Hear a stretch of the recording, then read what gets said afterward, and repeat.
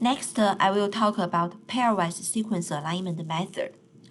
The goal for pairwise sequence alignment is to maximize the matching characters between the two sequences.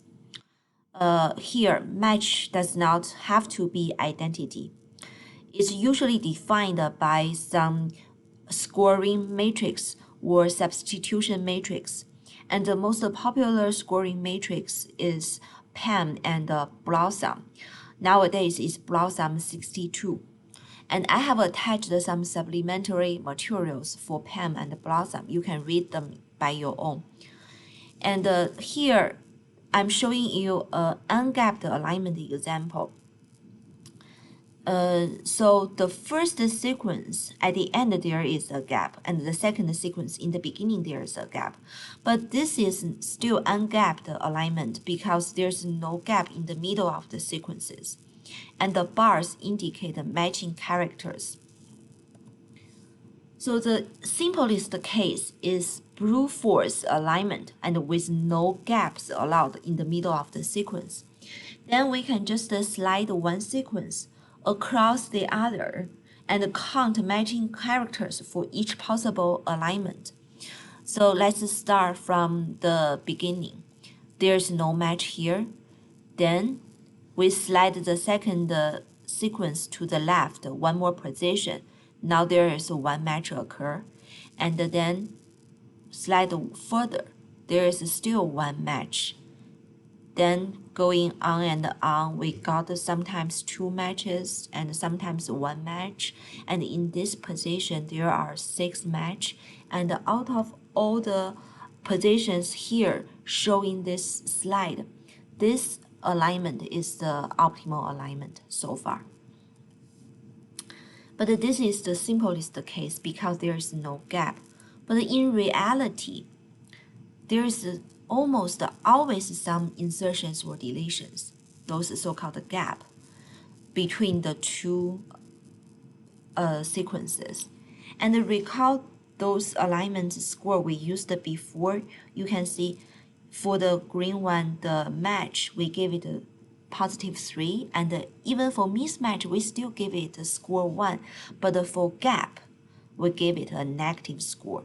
That is because gap is always worse than mismatch because it's not only affect the current position, but it will affect all the following positions. And in DNA sequence, we know that it will affect the reading frame. So all the following positions will be shifted due to the gap. So gap, we always give it negative score during the alignment process, which is called the gap penalty. So now if we have to consider gap, then we need to generate all the possible gap lengths. It will have different gap lengths, and all the possible combinations of gaps at all the positions in both sequences. So let's look at some example. Imagine we have two sequences, each of the same length 8, and that I have listed some possible alignment. For example, it can have a gap length 1. It also can have a gap size 2 or 3 or even 8.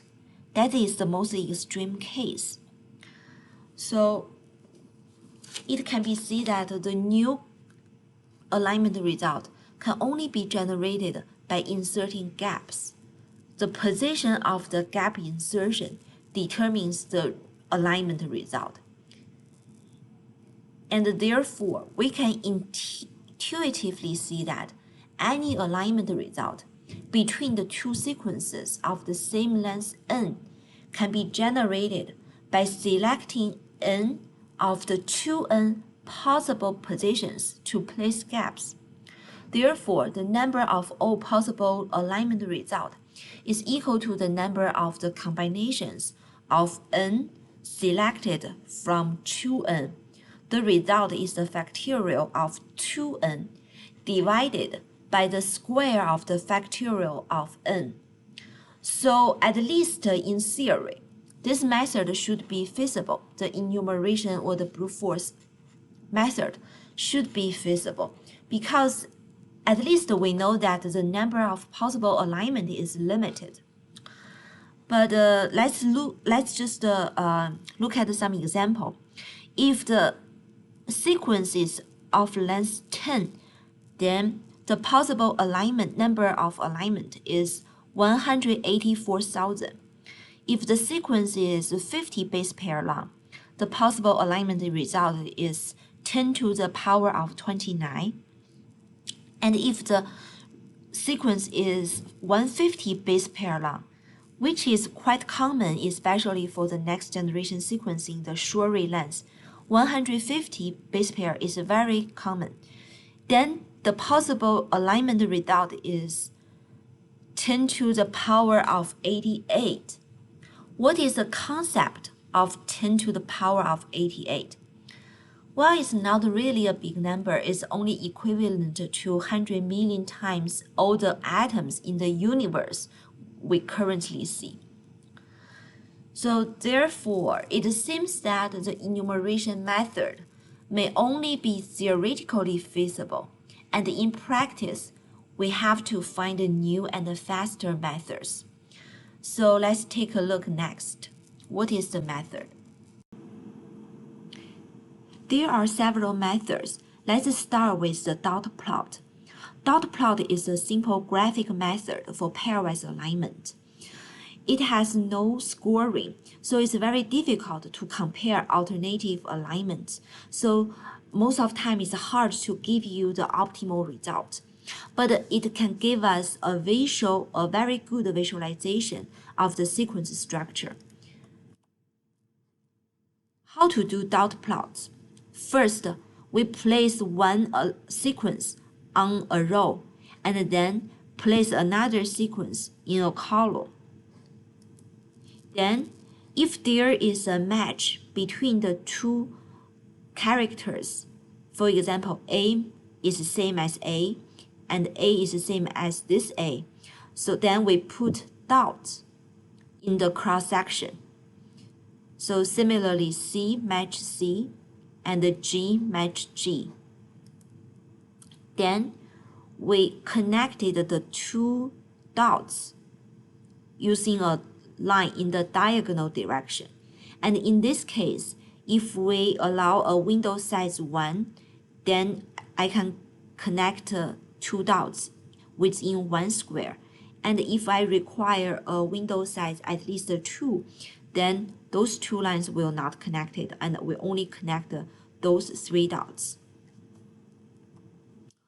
What if the two sequences are identical? What it will look like in a dot plot?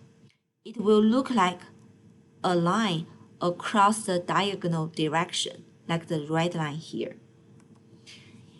However, if there are so many dots in the dot plot for long sequences, then it can be very noisy.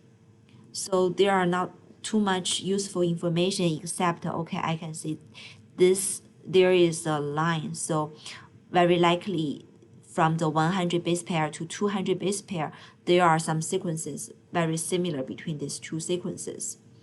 And here I copied one picture from the Wikipedia. That is a DNA sequence aligned by itself. So this diagonal line shows itself is the same to itself. And there are also some interesting features like those boxes and those small lines. That shows there are some repeat region in this DNA sequence. So what can we do with dot matrix or dot plot? First, visually assessing the similarity of two biological sequences. Second, we can align a sequence to itself. Then we can find some local repeats in doing this. For example, this is a repeat of the same character. Then you will see a black box.